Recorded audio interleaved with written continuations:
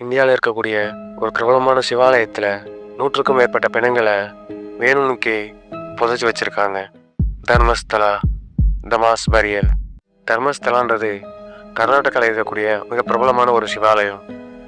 என்னதான் அது இந்தியாவோட ஒரு அடையாள சின்னமாக இருந்தாலும் அங்கே நடந்த இந்த சம்பவத்தை கேட்டதுக்கு பிறகு பக்தியெல்லாம் மறந்து போய் பயந்தான் உடம்பு முழுக்க நிறைஞ்சிருக்கு. இந்த சம்பவம் அரங்கேறிய தினமும் 1998 2014 ஆனால் இது வெளிவந்தது 2024.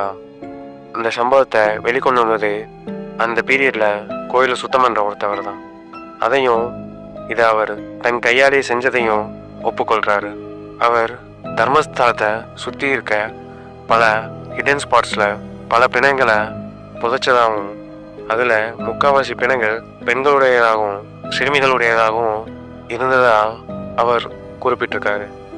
அதில் பல பேர் கொடூரமாகவும் செக்ஸுவல் வயலேஷன்னால இறந்ததாகவும் அவர் தன்னோட கம்ப்ளைண்ட்ல குறிப்பிட்டிருக்காரு. இந்த மாதிரி ஒரு விஷயத்த அவரை செய்ய சொல்லி அந்த இடத்துல இருந்த முக்கியமான ஆளுங்களும் சில பதவியில் இருந்தவங்களும் அவரை வற்புறுத்தியதாக அவர் குறிப்பிட்டிருக்காரு.